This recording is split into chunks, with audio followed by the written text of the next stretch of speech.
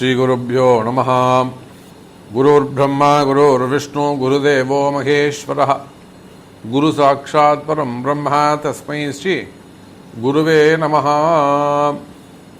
குருவே சர்வலோகானாம் விஷஜே பவரோகிணாம் நிதயே சர்வவித்யானாம் ஸ்ரீ தக்ஷணாமூர்த்தயே நமோ நமः. ஆதித்யாய ச சோமாய மங்களாய புதாய ச குரு சுக்ரசனீபியஸ்ச ராகவே கேதவே நமோ நமः. ஆதித்யாதி நவகிரகங்களை வணங்குகிறேன். என்னுடைய குருநாதரையும் வணங்குகிறேன். என்னுடைய உபாசனை தேவதை லோக வசங்கரி ஸ்ரீ ஸ்ரீ வாராகி அம்பாளுடைய மலரடிகளையும் வணங்கி உலகம் முழுவதும் வாழக்கூடிய என் அன்பு பக்தர்களே, அன்பு நேயர்களே, நிறைய கேள்விகள், நிறைய எதிர்பார்ப்புகள். இப்போ நாம் சமீபத்தில் போட்ட பதிவுகள் எல்லாமே 100% சக்சஸ். குறிப்பாக இந்த கிரக யுத்தம்னு ஒரு பதிவு போட்டோம். இந்த கிரக யுத்தத்திலிருந்து உலக நாடுகளிலிருந்து நிறைய கேள்விகள், நிறைய சந்தேகங்கள் கிளைண்ட்ஸ் பக்தர்கள் கேட்ட வண்ணம் இருந்தார்கள். அதுக்கு அடுத்தபடியாக பார்த்தீங்கன்னாக்கா இந்த செவ்வாய் பெயர்ச்சி அப்படின்னு ஒரு பதிவு போட்டோம். அதுக்கு ஒரு நல்ல ரெஸ்பான்ஸ் இருந்தது. அதுலேயும் நிறைய சந்தேகங்கள் கேட்டு தெரிஞ்சுக்கிட்டாங்க. இப்போது சனி பகவான் வக்ரம். இந்த சனி பகவான் வக்ரம்னா என்ன சார்? மெயினாக நம்ம இந்த பதிவுக்கு உள்ளே போகிறதுக்கு முன்பாக எந்த பதிவை நாம் பார்க்குறோம், அதனால் நமக்கு என்னது நடக்கும், நல்லது நடக்குமா கெட்டது நடக்குமாங்கிறதுலாம் செகண்ட் திங்கு. என்ன சப்ஜெக்டில் நாம் ஒரு இன்வால்மெண்ட் வேணும். வக்ரம் என்றால் என்ன? சூரியனை சுற்றி தான் எல்லா கோள்களும் இயங்குகின்றன. பூமியும் சேர்த்து, பூமியும் ஒரு கோள் தான். பூமியை சுற்றுவதைப் போல, சூரியனை சுற்றுவதைப் போல எல்லா கிரகங்களும் புளூட்டோ, நெப்டோன் எல்லாமே யாரை சுற்றி வராங்க? சூரியனை சுற்றி வருகிறார்கள். எந்த ஒரு கிரகமும் சூரியனை நெருங்க நெருங்க நெருங்க ஒளி அதிகமாக கிடைக்கும், வெளிச்சம் அதிகமாக கிடைக்கும். சூரியன் கிட்ட நெருங்கி போகும்போதும் அஸ்தங்கம் ஆயிடுறாங்க. சூரியனை நெருங்கி போகும்போது செயலிழந்து அவங்களால வெப்பம் தாங்காமல் ஒன்றுமே செய்ய முடியாமல் செயலிழந்து விடுகிறார்கள். உதாரணம் சொல்லணும்னா ஒரு வெயில் காலம், வெயில் வாட்டி வதைக்குது. அப்போ நம்ம எப்படி இருக்கும்? வேர்த்து விறுவிறுத்து போயிடும், தாகமாக எடுக்கும். எவ்வளோ தண்ணி குடித்தாலும் தாகம் அடங்காது. அப்போ நம்மளால் எதுவுமே செய்ய முடியாது, சாப்பிட முடியாது, பசிக்காது. அதுபோல் செயலிழந்து விடும் ஒரு கிரகம் எங்கே? சூரியன்கிட்ட நெருங்கி போகும்போது அஸ்தங்கமாயிடும். அதே கிரகம் சுற்றி வருகின்ற பொழுது சூரியனை விட்டு விலகி போகுது. ரொம்ப டிஸ்டன்ஸை, ஒரு குறிப்பிட்ட டிஸ்டன்ஸை விட்டு சூரியனை விட்டு வெளியே தள்ளி போகும்போது இருள் சூழ்கிறது. திடீர்னு பகல் பொழுதுல ரொம்ப இருட்டிட்டு இருந்தால் எப்படி இருக்கும்? வெளிச்சம் தேவைன்னு லைட்டு போட்டுப்போம். அதை போல ஒரு கிரகம் சூரியனை நெருங்கி போகும்போது அஸ்தங்கமாகவும், குறிப்பிட்ட டிகிரியை விலகி போகின்ற பொழுது வக்ரகதியும் அடைகிறார்கள். இந்த அஸ்தங்கம் நம்ம எதுவுமே சேர்த்துக்க முடியாது. எதுவுமே நல்லது நடக்கும் தீமை நடக்கும்னு எதுவுமே சொல்ல முடியாது. அந்த கிரகம் எந்த கிரகத்தோடு சேர்ந்து இருக்கோ அதை சார்ந்த பலன்கள் சொல்லணும். வக்ரம் என்று சொன்னால் நன்மையும் நடக்கும் தீமையும் நடக்கும். காத்திருங்கள் நேயர்களே. அப்போ யாருடைய பிறப்பு ஜாதகத்திலெல்லாம் வக்ரம்னு எழுதியிருக்கோ, நீங்கள் பிறந்த சமயத்தில் உங்களுடைய பிறப்பு ஜாதகத்தில் கிரகங்கள் வக்ரம் பெற்றிருக்குமே ஆனால் அப்போ ரொம்ப சிறப்பாக இருக்கும். அப்போ இந்த வக்ரம் எப்போ நடக்குது? 2 விதமாக நடக்குது. ஸோ இந்த ஃபுல் வீடியோவை பாருங்கள், ஸ்கிப் பண்ணாமல் பாருங்கள். இது வரலும் நம்ம சேனல் நீங்கள் சப்ஸ்கிரைப் பண்ணலாம், சப்ஸ்கிரைப் பண்ணிக்கோங்க. ரொம்ப யூஸ்ஃபுல் வீடியோஸ் மட்டும்தான் நம்ம உங்களுக்கு போடுறோம். ஸோ இந்த சனி பகவான் வக்ரம் வாக்கிய பஞ்சாங்கத்தின்படி ஜூன் மாதம் 19ஆம் தேதி, ஜூன் மாதம் 19/6/2024 ஆனி மாதம், தமிழுக்கு ஆனி மாதம் 5ஆம் தேதி, சதய நட்சத்திரம் 3ஆம் பாதத்தில் வக்ரகதியாகி ஐப்பசி மாதம் 18ஆம் தேதி 4/11/2024 நவம்பர் 4ஆம் தேதி வரை. ஸோ ஜூன் 19 நவம்பர் 4 வரலும் 5 மாதங்கள் இந்த சனி பகவான் வக்ரகதியில் இருக்கிறார். திருக்கணிதம் நம்ம எடுத்துக்கிட்டோம்னா கொஞ்சம் ஒரு 10 நாள் வித்தியாசம், அவ்வளோதான். ஜூன் 30 முதல் நவம்பர் 15 வரை, ஜூன் 30 முதல் நவம்பர் 15 வரை. மொத்தம் இந்த ஜூன் மாதம் 19, 20 தேதியிலிருந்து நவம்பர் மாதம் 20 தேதி வரையிலும் சனி பகவான் வக்ரகதியில் இருக்கிறார். சரி, இப்போ நமக்கு நிறைய ஃபோன் கால்ஸ் வருது, நம்ம பார்க்குறோம். சனி பகவானால் மெயினாக தொழில் அமைப்புகள் எல்லாம் ரொம்ப பாதிக்கப்பட்டிருக்கு. தொழில் சிறப்பாக நடக்கலை, வருமானம் நின்று போச்சு, வருமானம் ஏற்படவே இல்லை, அப்படி இல்லைனாக்கா கடன் சுமைகள் ரொம்ப அதிகமாகிடுச்சு. இதெல்லாம் இந்த மாதிரி நிறைய பாதிக்கப்பட்டிருக்கக்கூடிய என் அன்பு பக்தர்களே, நல்ல ஒரு துவக்கமாக இந்த சனி வக்ரம் உங்களுக்கு அமையும். ரொம்ப ஒரு உதாரணத்துக்கு சொல்லணும்னு சொன்னாக்கா, ஒரு நல்ல பிஸ்னஸ் நடந்திருக்கலாம், பிஸ்னஸ் சிறப்பான முறையில் இருந்திருக்கலாம், அவங்களுக்கெல்லாம் திடீர்னு ஒரு மாற்றம், ஒரு நல்ல ஃபேமிலி நல்லபடியாக இருந்திருக்கலாம், ஜாபு நல்லா இருந்திருக்கலாம், ஃபேமிலி குடும்பம் சிறப்பான முறையில் இருந்திருக்கலாம், ரிலேஷன்ஷிப் நல்ல பழக்க வழக்கங்கள் ரொம்ப அப்படி ரொம்ப நெருங்கி பழகி இருந்திருப்பாங்க.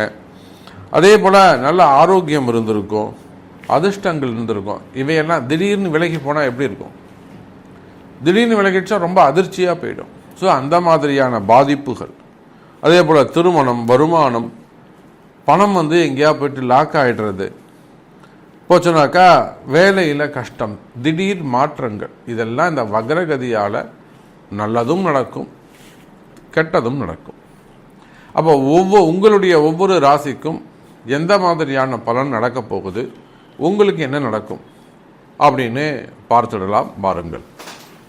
அன்பார்ந்த மிதுன ராசி நேயர்களே, இந்த சனி பகவானுடைய வக்ரம் மிதுன ராசிக்கு ரொம்ப ரொம்ப முக்கியமானது. நம்ம எல்லாருமே நினச்சிக்கிட்டு இருக்கோம், 9 சனி பகவான் இருக்கிற பாக்கியஸ்தானத்தில் சனி பகவான் ஆட்சி பலம் பெற்றிருக்கிறார். இந்த சனி பகவான் ஆட்சி பலம் பெற்றதை நம்ம 2 விதமாக பார்க்கணும்.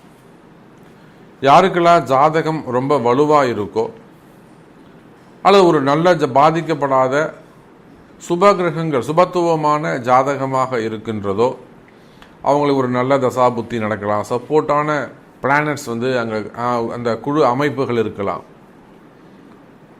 எப்படி அந்த சூரிய குடும்பம்னு சொல்கிறோமோ, அதை போல் அந்த பாவ குடும்பங்கள் சுபத்துவம் பெற்ற அந்த கிரகங்கள்லாம் ஒரு குடும்பமாக ஒரு நல்ல இடத்துல உட்காந்துருக்கலாம். அவங்களுக்கெல்லாம் அந்த 9 இருக்கக்கூடிய சனி பகவானால் குறிப்பிட்ட சில மிதுன ராசி அன்பர்களுக்கு ரொம்ப அற்புதமாக வேலை செஞ்சுருக்கும். அரசியல்வாதிகளாக இருந்திருப்பார்களே, ஆனால் அவங்களாம் இந்த எலெக்ஷனில் ஜெயிச்சிருக்கலாம், வின் பண்ணியிருக்கலாம். அப்படி இல்லைன்னா கிடைக்காதவங்களுக்கு சீட்டு கிடைச்சிருக்கும். சினிமா துறையை சார்ந்தவர்களாக இருப்பார்களே, ஆனால் அவங்களுக்கு எல்லாமே கூட நல்ல பல நன்மைகள் நடந்திருக்கும், நல்ல வாய்ப்புகள் கிடைச்சிருக்கும். சினிமா துறையில் வெற்றி பெறுவதற்கான நல்ல ஒரு முகாந்திரம் இருந்திருக்கும், ஒரு வாய்ப்பு கிடைச்சிருக்கும். வருமானமே வராத ஒரு சூழ்நிலை இருக்குமே, ஆனால் அவங்க எல்லாருக்குமே கூட இப்போ வருமானம் வருவதற்கான வாய்ப்புகள் அதிகரிச்சிருக்கும். இந்த மாதிரி கடந்த ஒரு 6 மாதமாக மிதுன ராசி அன்பர்களுக்கு எனக்கு தெரிஞ்ச ஒரு 30% மிதுன ராசி அன்பர்களுக்கு இந்த 9 இருந்த சனி பகவான் நல்ல முறையில் நல்ல ரியாக்ஷனை காமிச்சிருப்பார். இதை நான் எதை அடிப்படையாக கொண்டு சொல்கிறேன்னா, 2 உதாரணங்கள்.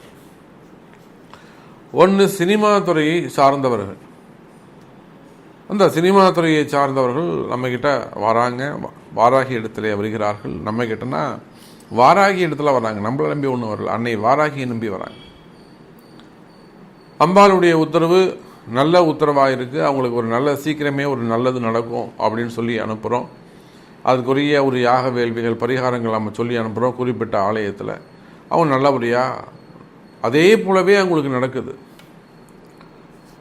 அதே போல் மற்றொரு உதாரணம் அப்படின்னு எடுத்துட்டிங்கனாக்கா, ஒரு மிகப்பெரிய குடும்பம், அந்த குடும்பத்தில் ஒரு கடுமையான ஒரு கால சூழ்நிலை, வெளியில் சொல்ல முடியாத ஒரு சில விஷயங்கள். அப்போ அந்த சூழ்நிலையோடு நம்மக்கிட்ட வராங்க. அங்கே போய் நேரடியாக சென்று அங்கே ஒரு செய்வினை கோளாறுகள், இந்த தீவினை கோளாறுகளே அங்கே நம்ம சரி பண்ணி வச்சு அம்பாளுடைய ஆசீர்வாதம் உங்களுக்கு நல்லது நடக்குது. அப்போ ஏறக்குறைய மிதுனராசி அன்பர்களே ஒரு 30% மிதுனராசி அன்பர்களுக்கு சிறப்பான முறையில் இந்த 9 சனி பகவான் இருந்திருக்கும். மீதம் இருக்கக்கூடிய 70% மிதுன ராசி அன்பர்களுக்கு இந்த சனி பகவானுடைய வக்ர காலம்தான் சிறப்பு. அப்போ கவலை வேண்டாம் மிதுன ராசி அன்பர்களே. உங்களுடைய கஷ்டங்கள் என்ன என்பது தெரியும். நீங்கள் எவ்வளோ கஷ்டப்படுறீங்க. ஒரு ஃபேமிலி செக்டராக இருக்கலாம், குடும்பமாக இருக்கலாம், கணவன் மனைவி பிரச்சனையாக இருக்கலாம், மனைவி வேற எங்கேயா வெளியில் போயிருக்கலாம், இல்லை குடும்பம் கணவன் வேற எங்கேயா வெளியில் போயிருக்கலாம், வசியமாக இருக்கலாம், இல்லைனா வீட்டுக்கு தெரிஞ்சே கூட நான் இப்படி தான் பண்ணுவேன் அப்படின்னு சொல்லி செய்யக்கூடிய விஷயங்களாக இருக்கலாம், அல்லது பிள்ளைகளால் வரக்கூடிய தொந்தரவுகள், பிள்ளைங்க சொல்கிற பேச்சு கேட்காம இருக்கிறது. நிறைய நம்ம வெளிநாடுகள்னு இல்லை, இப்போ உள்ளே இங்கே நம்ம இந்தியாவிலே பார்க்கலாம். பிள்ளைகள் சொல்கிற பேச்சு கேட்காம இருக்கிறது, குடும்பத்துக்கு எதிரான கௌரவத்துக்கு எதிரான சில விஷயங்கள் நடந்து கொள்வது, காதல் விஷயங்கள்ல. அப்போ அந்த மாதிரியான குடும்ப பிரச்சனைகளாக இருக்கலாம். இல்லைன்னா பிள்ளைகளுக்கு இருக்கக்கூடிய ஆட்டிசம் ப்ராப்ளம்ஸ், வளர்ச்சி பிரச்சனைகள், அவங்க இன்னும் இந்த ப்ரீமெச்சூர்டாகவே இருக்கிறது. அது குழந்தையாக இருக்கிறவர்களும் நம்ம பார்த்துக்கலாம். ஒரு 16 வயசு ஆயிடுத்து சாமி, இன்னும் அப்படியே இருக்காங்க, இந்த க்யூர் ஆகுமா ஆகாதா, இவங்களுக்கு என்ன நம்ம பண்ணுறது, நான் என் காலத்துக்கு முன்னாடி இவங்க போயிட்டா பரவாயில்ல, இந்த மாதிரியான கவலைகள், அந்த மாதிரியான கஷ்டம். குடும்பம் தான், இந்த குடும்பத்தில் அந்த வினைகளுக்கு ஏற்ற மாதிரி அந்த குடும்ப கஷ்டங்களுக்கு ஏற்றதை போல அந்த கர்ம வினைகளாக இருக்கலாம். அப்போ அந்த மாதிரியான குடும்ப கஷ்டங்கள் இருக்குமேயானால் கவலை வேண்டாம் மிதுன ராசி என்பர்களே, கர்ம வினைகள் விலகும். அப்போ அப்பேற்பட்ட கடுமையான கர்ம வினைகள் கூட, ஏன்னா 9 சனி, 9 ஈஸ்வர பகவான் அமைந்திருக்கிறார், பாக்கியஸ்தானம் சுயாட்சி பெற்று அமைந்திருக்கிறார், ராகுவுடைய சாரத்திலே சஞ்சாரம் செய்கிறார். சனி ராகு தொடர்பு மிகப்பெரிய பிரச்சனை, வீண்படி அவமானம், தலைகுனிவு, ஜெயில் தண்டனைகள், சிறை தண்டனைகள், ஜாமீன், வம்பு வழக்கு, அக்கம் பக்கத்தில் சண்டை, இடப்பிரச்சனைகள், இடதோஷங்கள்,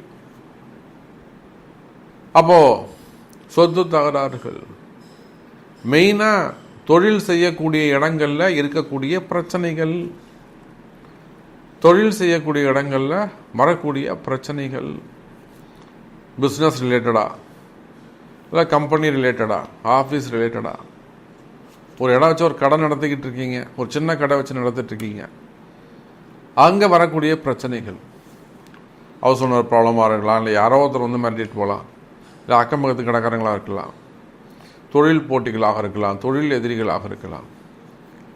நாம் சொல்கிற எல்லா ஆன்மீகவாதிகளுக்கு சௌரியமாக இருக்குன்னு. இந்த 9 சனி வந்ததுக்கு பிறகு எத்தனையோ ஆன்மீக அன்பர்கள், மடாதிபதிகள், ஆதீன கர்த்தாக்களுக்கு கூட அவங்களுக்கே கூட ஒரு சில இடர்பாடுகள் இப்போ சமீபமாக நீங்களாம் தெரிஞ்சிருக்கும். இந்த சனி பெயர்ச்சிக்கு பிறகு குறிப்பிட்ட ஒரு ஆதீன மடத்திற்கு ஒரு தேவையில்லாத ஒரு அவப்பெயர் ஏற்படுகிறது, சம்மந்தமே இல்லை, ஒரு மிரட்டுறது, பிளாக்மெயில் பண்ணி, இதெல்லாம் கூட நடந்திருக்கு. அப்போது ஆன்மீக மடாதிபதிகளாக இருந்தாலுமே கூட, தெய்வ பக்தி நிறைந்தவர்களாக இருந்தாலுமே கூட, இந்த விதி அங்கே வேலை செய்யணும், இந்த சனி பகவான் அங்கே வேலை செய்யணும்னு சொல்லும்போது ஒன்றுமே பண்ண முடியாது. அப்போ எப்போ விதி அங்கே உள்ள வந்ததோ, எப்போ அங்கே விதி வேலை செய்ததோ, அங்கே ஒரு பிராயச்சித்தம் செய்ய வேண்டும்.